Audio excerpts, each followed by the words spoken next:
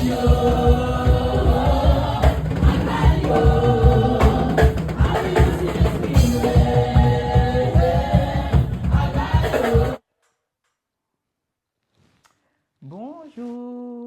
bonsoir, tout dépend de l'heure à laquelle vous arrivez. Bonsoir Keïsia. Bonsoir maman. Bonsoir, je suis Vanessa Malundama et voici notre fille Keïsia Malundama. Alors, on aimerait d'ores et déjà nous excuser pour le retard. Nos excuses, comment dire en anglais? My apologies. Voilà. Our apologies. Vraiment, vous savez, quand on fait des lives comme ça, c'est, voilà, des fois, c'est les risques du métier avec la technique. Mais voilà, on est là et on est heureux d'être avec vous. Bienvenue sur notre émission Entre nous, transmission et valeur. Welcome. Alors, je dois vous avouer que à la direction technique, nous avons Yves, mon époux. C'est lui qui a eu l'idée originale de programmer ce podcast, d'imaginer ce podcast entre mère-fille. Et voilà, il y aura d'autres épisodes, vous verrez. Pourquoi? Parce que on s'est rendu compte que les familles sont vraiment challengées ces dernières années. Et ce serait bien d'avoir un échange, une pensée à travers nos questions-réponses qu'on va vous partager ici. On n'a pas la science infuse, nous sommes une famille comme tout le monde, mais voilà, je pense qu'à travers ce qu'on va partager ici, n'hésitez pas à interagir, questions, partage, pensées, que ce soit en privé ou en public ici sur nos réseaux. Nous sommes vraiment ouverts. Alors, MLDMA Family, c'est un groupe familial basé en Flandre plus précisément. Nous chantons le gospel. Mon époux Yves, comme je l'ai dit tout à l'heure, moi, nos enfants, Keïsia, Mathieu, Naomi. Nous avons d'autres enfants, en tout ils sont 6, mais en tout cas les membres effectifs, c'est ceux dont je viens de citer. Alors aujourd'hui, Keïsia, je vais te poser quelques questions et toi aussi tu en as. Ne stresse pas. No stress. On commence, on attache la ceinture. C'est bon, on est là. On est là. Alors des fois, peut-être que vous aurez l'impression qu'on n'a pas été dans le deep, là, dans les profondeurs. Mais one by one, Step by step, c'est le premier épisode. On arrive, non? Exactement. On a un peu d'humour, vous verrez. Alors, première question. Question pour un champion. Là. Comment se comprendre dans une relation mère-fille, enfant-parent, disons plutôt, sachant que nous ne sommes pas de la même génération? Ce n'est pas ton âge, tu n'as pas mon âge. Pas du tout. La technologie évolue. Exactement. La mode, on a vu, a évolué. Exactement. Etc. Donc voilà, ça c'est ma question. Alors moi, j'aimerais dire tout d'abord que la réponse se trouve dans la question elle-même. Ok. On est différents et faudra accepter déjà, il faut d'abord commencer par accepter le fait que on est différents et donc du coup, on va pas forcément pouvoir se comprendre à 100%. Donc du coup, ce qu'il y a à faire maintenant, c'est qu'il faut maintenant accepter et regarder les choses du point de vue de chacun d'entre nous parce que vous aimez beaucoup regarder selon votre point de vue des années avant, les années passées, en mode ouais, nous dans notre temps, on prenait nos vélos, on sortait. Nous sommes dans une génération là où les choses maintenant ont évolué. Maintenant, nos amis, on les voit pas. Nos amis, on n'a plus vraiment forcément des amis ici du quartier. Maintenant, nos amis, c'est des gens qui sont par exemple aux États-Unis. Plus nous, hein. J'ai pas dit que j'ai des amis des États-Unis. Mais il y a allez, je sais pas, les formes de communication ont changé, tout ça. Donc, du coup, il faudrait d'abord apprendre à regarder les choses du point de vue de chacun. D'accord. Moi, je suis totalement d'accord avec toi. Je me dis que, bon, sachant aussi, hein, en tant que parent, j'aimerais quand même remettre un peu l'église au milieu du village. Excusez-nous. Voilà, il y a quand même une notion entre parents et enfants, de respect. Déjà, là-bas, ça doit être le respect. Le parent se doit de respecter l'enfant du coup aussi. Et tu sais, exemple, je vais te dire, Keïsia, tu sors pas aujourd'hui, tu vas pas me dire, écoute, on se comprend pas, moi je sors. D'accord?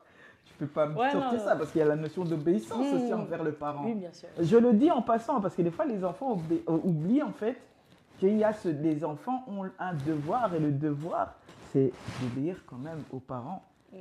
Pour autant que ce que le parent demande ou oblige est censé, a du sens, est basé sur une valeur. D'accord? Oui. Alors, finalement, comment se comprendre? Ben, moi, comme tu l'as dit, c'est peut-être se mettre à la place de l'autre. Mhm. Vraiment, passer du temps aussi à se connaître, comment je peux dire ça? À créer des temps, des moments ensemble pour apprendre à se connaître et on saura. C'est vrai ou pas? Le jeu des petits papiers, là. J'aime bien faire ça, des jeux de Le jeu des petits papiers, les partage. partages. Oui, parce que des fois, j'aime bien voir comment vous trouvez maman. Ah, mais maman, on l'a déjà cerné, elle, bon, une fois, deux fois, mais après, c'est un exemple que je donne. Donc, ça permet de se connaître et du coup de se comprendre. Voilà, Non, ça, c'est exactement. un tips. C'est comme l'histoire des ballerines, n'est-ce pas? Quelle bannerie. Il y avait un temps où pendant des années, on était en désaccord par rapport à quelles chaussures mettre à l'église. Ah, Et vraiment, le truc là vraiment, les ballerines, c'est vraiment des chaussures que je détestais le plus. ok. Maintenant, avec le temps, j'ai dû faire, vas-y, c'est pour maman, on va mettre les ballerines, tout ça. Mais au fur et à mesure, maman elle-même, elle a compris que les ballerines, c'était un truc que vous aimiez bien mettre. Chez vous, c'était un style, que ça faisait classe. Maintenant, chez nous, je crois qu'on a comment dire? Pour nous, classe, maintenant, c'est différent. Et pour les filles, c'est pas forcément mettre des ballerines. Tu vois? Bon, la mode est passée. Hein, mode Non, c'est vrai, les ballerines, c'est fini. Merci, Ok. Seigneur. En tout cas, merci pour l'exemple. J'espère que ça vous a parlé aussi. J'ai une deuxième question pour toi. Selon toi, la réussite scolaire d'un enfant dépend-elle de l'environnement qu'offrent ses parents? Alors, je m'explique. Qu'est-ce que ça veut dire? Ça veut dire qu'en règle générale, comment un parent peut favoriser l'environnement de son enfant, c'est-à-dire en ayant déjà un toit, que l'enfant mange, boit, qu'il ait une place, un endroit où il sait étudier, un climat aussi de sérénité, de paix, de calme au sein du foyer. Est-ce que ça, c'est vraiment un environnement pour que l'enfant réussisse nécessairement à l'école? À l'école, je dirais oui et non. Pourquoi? Déjà, je suis un exemple. Pardon, rien dire. Non, Open heart, hein, entre nous, entre nous. Open.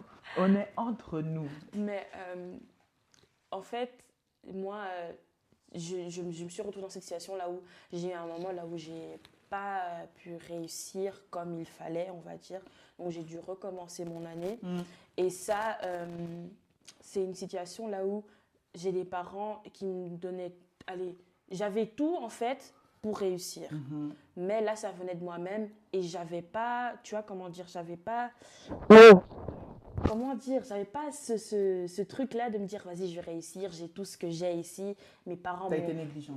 Voilà, merci pour le mot. J'ai été négligente. Et pas bien. J'ai été négligente envers mes études, mais aussi la jeunesse. Let's search for God. Français, parce qu'on n'est pas tous anglophones. Faut qu'on cherche le Seigneur vraiment aussi, surtout dans les études. Ça aussi, c'est un des plus grands points aussi. C'est ça qui m'a aussi un truc. Maintenant, il y a des personnes qui, eux, n'ont pas forcément l'environnement que moi j'ai eu, mais ils ont quand même réussi. Et je crois que ça, c'est aussi surtout parce qu'ils se rendent compte de l'environnement là où ils sont et ils se disent, vas-y, moi j'ai envie de sortir de cet environnement, donc ils vont tout faire pour en sortir. Ils vont se battre et ils vont réussir. Donc, je dirais oui et non. D'accord. Oui, parce que des fois, on entend certains jeunes qui aiment bien se plaindre là à l'école, centre PMS. CLB pour les néerlandophones. Anglophones, on arrive bientôt avec les termes.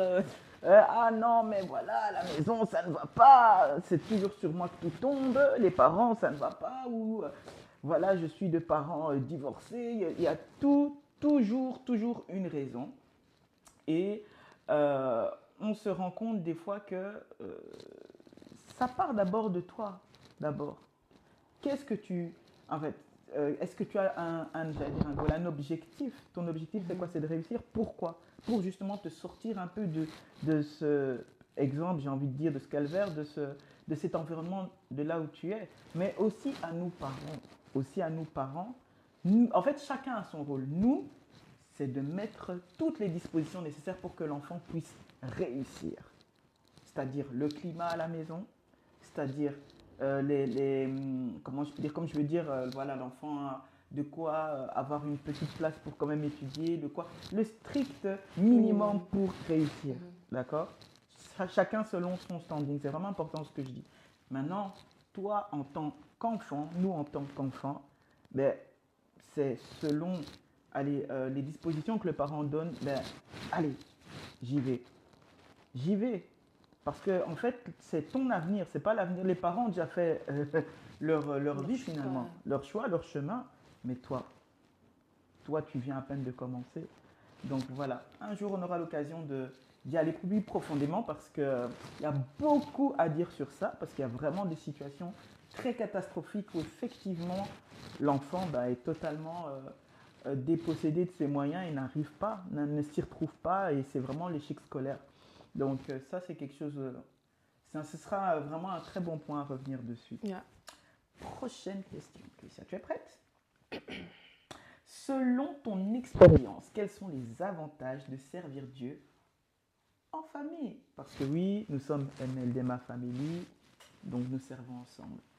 Tout d'abord, déjà, tu te rends compte qu'en fait, c'est un moment où allez, je crois que moi, ça m'est venu comme ça. À un moment, je me suis rendu compte, mais en fait, on est là et on est tous là en mode on a tous le même but en fait. Et on est tous égaux aux yeux de Dieu, je vais dire, si je peux dire ça comme ça. On fait tous la même chose, on a tous le même but. Déjà ça. Et deuxièmement, eh bien, il y a certains trucs, des nouveaux trucs que tu découvres en fait. Oui, on vit chaque jour dans la même maison, tout ça, mais quand tu passes des moments de répétition ou des lives ou des concerts ensemble, il y a des fois des moments où tu te rends compte, cette personne elle sait faire ça. Mathieu il sait jouer la batterie en se levant par exemple. Ça, il nous a fait un truc la dernière fois, là, j'ai pas trop capté, mais j'ai après fait, toi tu sais faire ça. Ok. Tu te rends compte que, par exemple, maman sait composer des chants sur place, c'est sortir des chants des années avant aussi, des chants qu'on ne connaît pas du tout, on ne sait pas d'où ils sortent, mais voilà. Oui, tu découvres des trucs que dans la vie, allez, comment on dit ça? Dagelijks en néerlandais, bon, la vie quotidienne, des trucs dans la vie quotidienne que tu vas pas forcément savoir dans la vie quotidienne, mais le fait que tu aies chanté avec, tu vois, tu vois des petits trucs comme ça, ou des trucs. C'est vrai que si je peux rajouter quelque chose, c'est vraiment, on se redécouvre, on se découvre. Tout à l'heure, tu as dit que voilà, on est tous un peu au même... Pourquoi elle dit ça? Parce que il n'y a pas, quand on est dans le... Comment dire ça? Quand on sert Dieu en famille, il n'y a pas de « Ah, c'est la grande sœur, c'est le petit frère », ça bien sûr, il y a le respect d'office, mais c'est vraiment... On est là, on vient faire le taf en fait. Et on a l'occasion de voir le potentiel qui est tiré de chacun et d'apprécier en fait cette chose-là. Et c'est un plus en tout cas dans, je crois, notre cohérence, dans la cohésion musicale, mais aussi dans notre relation. Yeah. Moi, je pense aussi. Donc, tu voulais rajouter quelque chose ou bien? C'est bon? Non, c'est bon. C'est ok. Voilà, alors merci d'avoir répondu déjà à mes questions, Tricia. J'ai appris que tu en avais pour moi. Alors là, vraiment, oh là là, on va pas se délaisser. J'attache ma ceinture. Il faut bien se... Toutes les mamans qui nous regardent, merci de me soutenir. N'oubliez pas, liker, partager la famille, c'est vraiment de la force pour nous. C'est pas... avant, je regardais, c'est comme si c'est un refrain. Like, partage, tapoter. Mais... Booster. Hein. Booster. Ça aide. Non, ok. Question de 1000 €. Est-ce qu'une fille est traitée différemment d'un garçon à la maison? Traité, tu veux dire élevé. Traité, éduqué, élevé différemment d'un garçon. Alors là, Là, faut bien réfléchir, faut bien faire attention à la réponse que tu vas donner. tu sais, vous savez, quand elle me pose cette question, ça me fait penser aux, tu vois, les Vines, là, à l'époque, les vidéos, Oui, oui, là. oui. Oh, maman européenne, Maman noire contre maman africaine. Bon, ici, on a double culture, hein. Alors, je vais d'abord répondre de manière globale et générale. J'ai des filles, j'ai des garçons, je vais parler pour moi. Peut-être que ça pourra parler à quelqu'un, mais le savoir-vivre, le savoir, les manières à table, savoir se tenir, de ne pas manger, de ne pas parler la bouche pleine, te tenir droit, les formes polies. Surtout moi, j'aime beaucoup ça, les formes polies. Bonjour, au revoir, s'il te Merci plaît. tonton, Oui, merci tata. au revoir, bonjour qui. Euh, ce n'est pas. Je ne suis pas en train de plus investir ce genre de valeurs à mes enfants, transmettre ces valeurs à mes filles, pardon, qu'à mes garçons. C'est la même pour tout le monde. Et là, je pense que tu peux le témoigner. Maintenant, moi, je ne sais pas. Avant de répondre, parce que je sais que c'est en 2026, tout le monde ne sera pas toujours d'accord. Mais à l'époque, quand, en tout cas, bien avant que je naisse, ou quand on regardait les anciennes vidéos, ben, je ne sais pas comment les choses se sont faites, mais on voyait souvent que c'est la femme qui était à la maison avec des vidéos, des recettes, c'est elle qui fait les recettes à la maison. Voilà la tarte au flan, voilà ceci, voilà cela. Et tu vois le mari, même dans les films, c'est comme ça. Moi j'ai grandi comme ça, j'ai vu ça, la maman à la cuisine, d'où la phrase la femme à la cuisine. Point, point, point, point, point. 0 sur 10. Échoué vraiment.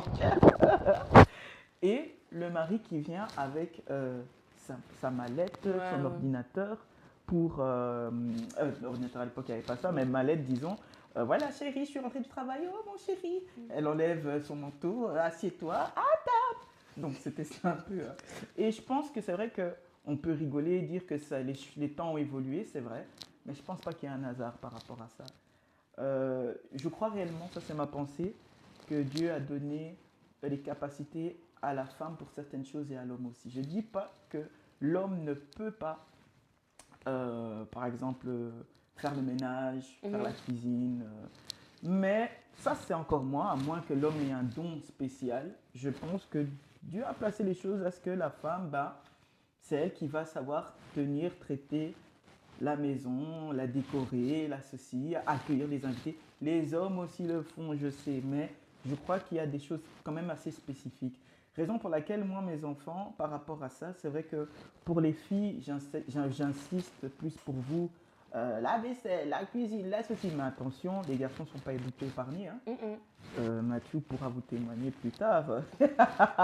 Il travaille à la maison parce que je pense à son futur. Je m'imagine le jour où peut-être il vivra seul, ben, il doit savoir se gérer. Oui. Le jour où ce sera quelqu'un de responsable, il peut aider sa femme aussi s'il désire se marier. Enfin, je ne sais pas.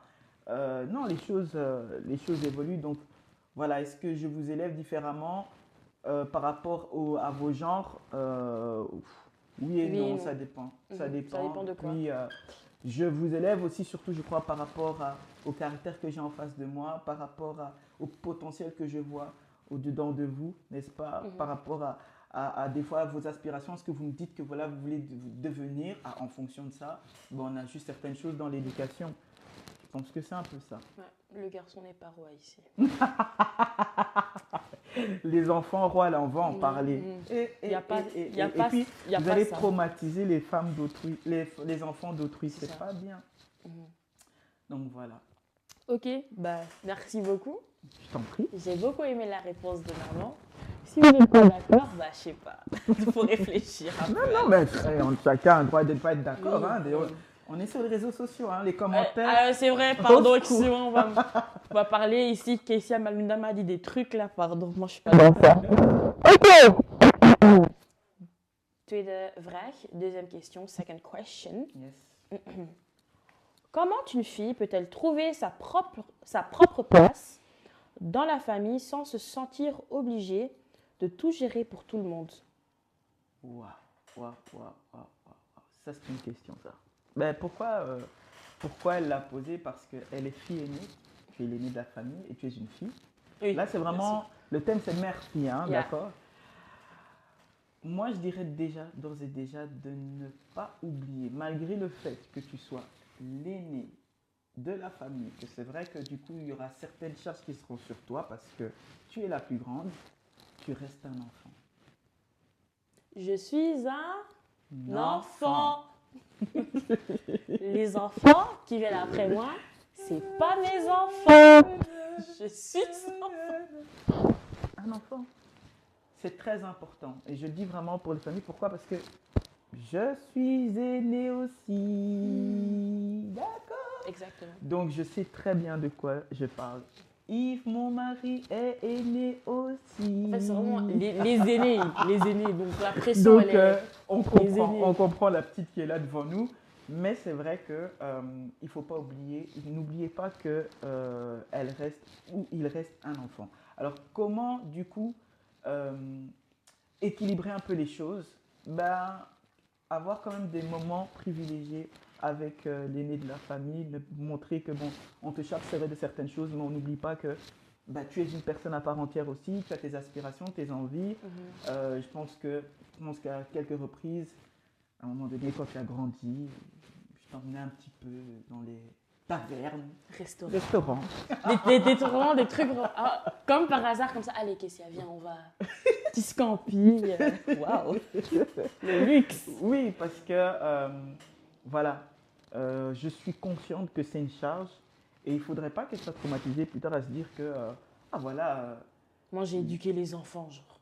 voilà, on va y venir d'ailleurs à ça, que j'étais l'aîné, mais qu'en termes de relationnel, bah, il n'y avait pas grand-chose. Parce que le problème, c'est qu'elle va retransmettre ça aussi à ses enfants.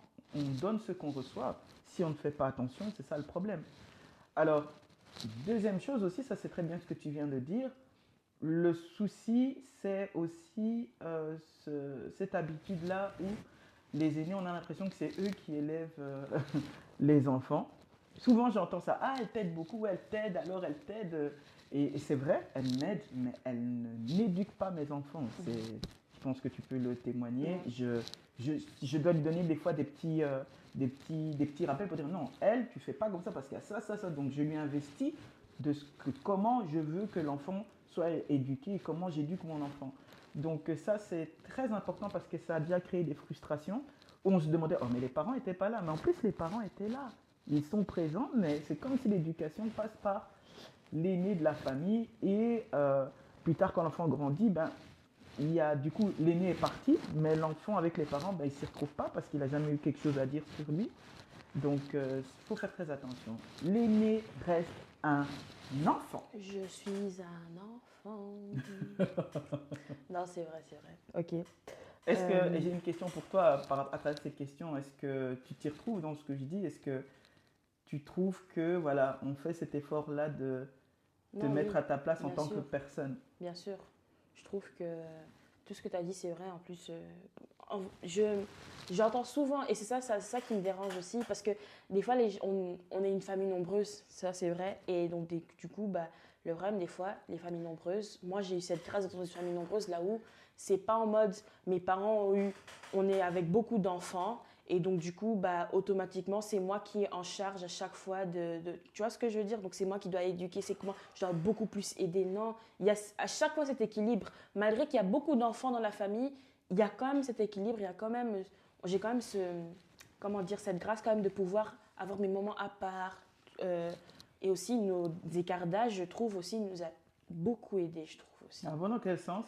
Le fait que, par exemple, moi là j'ai 19 ans, Mathieu il a 16 ans, et donc du coup, bah, tu vois, si moi je pars par exemple, je vais en voyage, Naomi elle a 15 ans, Mathieu il a 16 ans, eux ils sont là, ils peuvent aussi aider maman. Tu vois, c'est Ouais, pas que ouais. maman dit toujours Keïsia, C'est Keïsia, vrai, Keïsia. ça c'est vrai, ça Non. c'est l'avantage. Mais c'est pas toutes les familles Non, comme ça, hein, Kécia. exactement.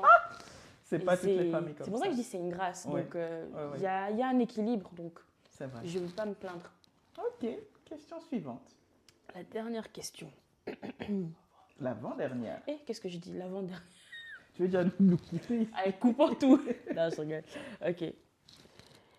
Qu'est-ce qui est le plus important, selon toi, dans la relation mère-fille? Ah, le plus important, ça c'est une question on peut répondre un peu mutuellement, mais je vais commencer. Je crois que c'est le dialogue, très important. le dialogue, la complicité. Pourquoi le dialogue? Parce que je dois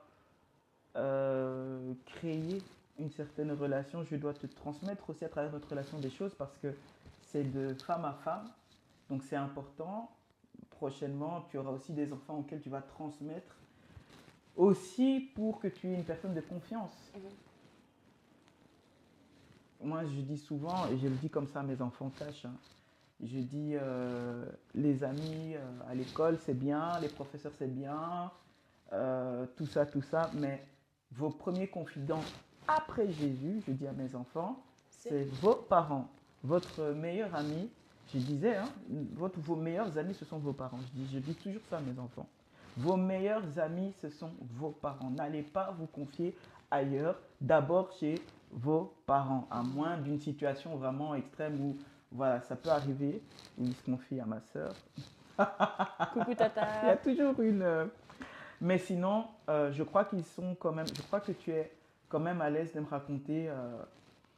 bon, je vais quand même raconter une histoire assez rocambolesque et que ce soit moi ou même ton papa, mais disons ici mère-fille, c'est quand même pour que tu puisses avoir la largesse de venir vers moi, de me dire quand ça va pas.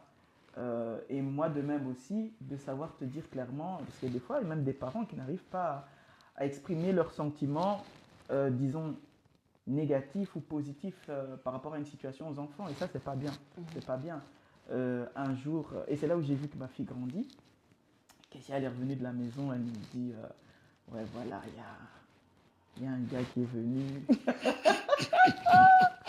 avec sa voiture. Bon, il a dragué Kessia, quoi. Ah, non, là, je voulais m'évanouir. Je dis, c'est pas possible. Mais elle a l'âge où quelqu'un peut se retourner et voilà, chercher à avoir son numéro ou connaître comment elle s'appelle. Et elle nous a raconté, bon, je ne vais pas vous raconter ici, ce sera pour un prochain épisode. Spécial. Un spécial anecdote, vous allez rigoler. Et voilà, mais ça, vous savez, il y a certains enfants qui n'arrivent pas à dire ça à leurs parents. Ils disent, oula, non. Si je dis ça à maman, elle va croire que directement, mais toi tu as dit quoi? Ouais, exactement. D'accord. Et c'est là où on crée, même on se dit, ah oui, c'est vrai, elle grandit. Ah, mais qu'est-ce que tu as dit? Et vous savez, non, un autre épisode. Un autre épisode. Je voulais raconter ce que papa t'avait parlé. Mais ce sera pour partie autre. remise. Et toi, qu'est-ce que t'en penses de ta question? Qu'est-ce qui est le plus important dans une relation? Disons dans notre relation alors. Moi, comme ça. d'office, j'ai dit la communication mère-fille, la communication déjà d'office, et surtout parce que toi, tu as ton passé à toi, et il y a des choses que je crois que, par exemple, que tu as vécu ou quoi, et que tu voudrais pas que je revive, et donc du coup, tu fais ton tout, tu fais de ton mieux pour pas que je revive la même chose, ou par exemple, si tu as été traité de telle manière, tu n'as pas envie que moi aussi je sois traité de telle manière, donc tu vas tout faire pour que... Tu vois ce que je veux dire? Si tu as, je sais pas, si tu as de l'eau, on t'a mis de l'eau empoisonnée dans ta bouteille, tu vas pas aussi me donner de l'eau empoisonnée, ça, tu vois? Il faut être dérangé. C'est ça, voilà. Et c'est ça, pas de transmettre les traumas. Tout à fait. Ça, c'est très important de ne pas transmettre les traumas. Et alors, c'est facile à dire ce qu'on dit là, parce que j'ai 6 enfants, donc chacun a son caractère. Et peut-être que là, Kessia aussi, elle a un caractère assez ouvert, assez extraverti, mais il y en a d'autres qui sont moins extravertis. Et donc, du coup, c'est toujours bien. Et il faut renforcer la communication, renforcer le dialogue, parce que même si l'enfant n'aura pas tout de suite disons, ne sera pas d'entrain à venir se confier vers vous, mais petit à petit, avec ce que vous êtes en train de construire. Donc, il faut vraiment parler et parler. Perfect. Dernière question. La dernière question. Question. La dernière question. Maman, comment tu fais pour concilier, gérer la vie de famille et la vie ministérielle? Ah ouais. Alors, c'est comme si à l'hémisphère sud et nord, j'essaye de faire la part des choses. Ici, on est une famille, il y a papa, maman, je suis épouse, donc... je dois remplir mes devoirs, je suis maman, je remplis mes devoirs, je suis moi. Avant de dire tout ça, je suis moi-même aussi. Je suis moi. Maman Vanessa. Ah oui. J'ai mes besoins, des fois, mes aspirations. Donc on en reparlera. Donc, ça, je crois qu'on est quand même assez bien équilibré dans ça. Mais à côté de ça, ben, il y a un ministère qui est là, MLD Ma Family. Et l'année passée, 2025, je pense que tu peux l'attester, c'est qu'on a été vraiment invité dans beaucoup d'églises. C'est vrai qu'on n'a pas posté, franchement, on n'a pas posté beaucoup. On a posté quelques mariages, je crois, mais on a vraiment été invité dans beaucoup d'églises. Et donc, ça demande de l'organisation, ça demande des soucis. Mais comment concilier, comment gérer les deux? Il faut faire la part des choses. C'est-à-dire que bah, lorsque on est en mode répétition, en mode prestation, moi je dis toujours à mes enfants, surtout à mon fils Mathieu, je lui dis là tu n'es pas mon fils. Je ne suis pas ta maman là, on est des collègues, on est des staffs avec les grades. Hein. Ça veut dire que si c'était Keïsia ou Mathieu, les responsables de l'équipe, ben, on se soumet à eux. D'accord? C'est vraiment en mode comme ça. Ça veut dire qu'on ne met pas de sentiments. Ça veut dire que il est déjà arrivé où voilà, vos gammes là, bon, c'était un peu douteux. Sans commentaire. Hein. Et ben, du coup, moi je suis quelqu'un d'assez assez cash. Et je leur dis, bon, c'est du n'importe quoi ce que vous faites. Un peu différemment, mais voilà, pour pas traumatiser le public. Hein. Voilà, bon, c'est jamais devant le public, mais je leur dis. Et bon, je sais qu'au départ, c'était un peu frustrant, mais après, je leur ai fait comprendre parce qu'il faut parler aussi de dire, non, là, on est au taf. De mettre une base en dialoguant, c'est important. Pas de vous traumatiser comme ça, et puis quand on arrive à la maison, ouin, non, ça va pas. Si c'est pas les Jackson. Non. Donc, faire la part des choses, là, c'est la maison, là, c'est le boulot, et au boulot, c'est comme ça. On fait la part des choses, et même eux, des fois, ça m'arrive, hein. La fois qu'ils déraillent ou même pas de danse où j'ai pas géré. Maman, s'il te plaît, arrête. Arrête. Tu sais, toi, tu te mets au milieu seulement, tu fais juste gauche-droite, d'accord? Voilà. Ouais, c'est ça. Ça peut être frustrant, mais franchement, je m'aligne. Et c'est pas que s'il y a quelque chose qui est mal fait, je te dis, bon, à la maison, vous verrez, il n'y aura pas de coca. Exactement. On Non. n'est pas dans ça. Faisons la part des choses. Donc, on essaye par la grâce de Dieu, c'est vraiment la grâce de Dieu parce que c'est du sport maintenant. Il y a 6 enfants. Et d'ailleurs, on a servi alors que j'étais enceinte, alors que les petites étaient bébés. Et je ne suis pas la seule. Des fois, on voit ça de manière extraordinaire, mais il y en a beaucoup qui le font. Hein, qui, Dieu donne cette capacité. Donc, voilà, c'est une grâce, mais ça demande la bonne volonté de chacun. Exactement. Voilà. Je crois qu'on a fait le tour. On a tout fait. Donc, waouh, c'était chouette, c'était court, hein? Ouais, c'est vrai que c'était fluide. Moi, je me suis sentie à l'aise. Je suis sûre si on était dans notre fauteuil. Oh. Là, on va changer le thème discussion. On aurait parlé. Talk. On aurait parlé. Talk show. about. Talk show. Un jour, si tu as la vision, hein. T'as la vision. Ouais, si. Alors, en tout cas, on est très contents. Moi, j'étais très contente de t'avoir eu avec moi ce podcast. Que le Seigneur te bénisse. Amen. Je te laisse le mot de la fin. Le mot de la fin. Alors, voilà, c'est la fin de notre live. Donc, du coup, j'aimerais quand même vous rappeler, ici, c'est la chaîne MLD Ma Family. Donc, bien évidemment, abonnez-vous. Merci. Partagez encore une fois. Merci. Partagez. Oui, partagez. Uplift. S'il vous plaît. Suivez-nous sur nos réseaux sociaux. On a TikTok, Instagram, Facebook, YouTube. Encore une fois, page MLD Ma Family. MLDMA Family. Et aussi pour notre prochain talk show, notre prochain épisode. Podcast. Eh, pardon, je suis déjà dans le talk Elle est show. loin, là. Moi, je suis partie. Ça arrive. 2026, on ne sait jamais. Non, pour notre prochain épisode de notre podcast, nous serons avec notre très cher frère, mon second, Mathieu Emmanuel Malundama. Waouh. Il viendra vous parler, il viendra vous... Je connais pas encore le thème, je sais pas, mais il sera là. Et ce sera très intéressant, s'il vous plaît, il faut regarder. Donc, abonnez-vous, partagez, subscribe, tout. Voilà, merci beaucoup. Merci à vous. Je voudrais faire une petite prière d'1 minute. Pourquoi? Pour une relation mère-fille qui a été brisée. Je ne sais pas à cause de quoi, mais on va demander au Seigneur de restaurer cette relation. On va demander que 2026 soit vraiment l'année où le Seigneur puisse penser les blessures, qu'il puisse relever une relation mère-fille. On peut prier, on peut se donner la main. Seigneur, je te rends grâce et je te bénis Merci pour ce live. Je te bénis, mon Dieu, mon roi, par tout ce que nous avons pu échanger. Euh, Nous voulons symboliser en nous donnant la main la relation d'une mère et de sa fille, quelque part dans le monde, peu importe où elle se trouve. Cette maman qui pleure parce que, Seigneur, sa relation avec sa fille n'est plus comme avant. Peu importe l'âge qu'elle a, peu importe l'âge de sa fille, restaure et relève cette relation, Seigneur. 2026, cette année commence, qu'elle puisse commencer avec un témoignage.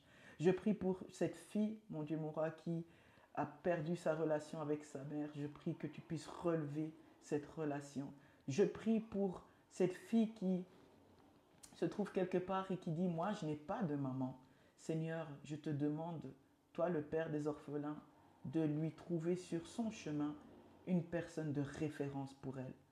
Seigneur, glorifie-toi à travers cette nouvelle relation que tu es en train de restaurer dans la vie d'une maman, d'une fille. Au nom de Jésus-Christ. Amen. Amen. À bientôt. See you.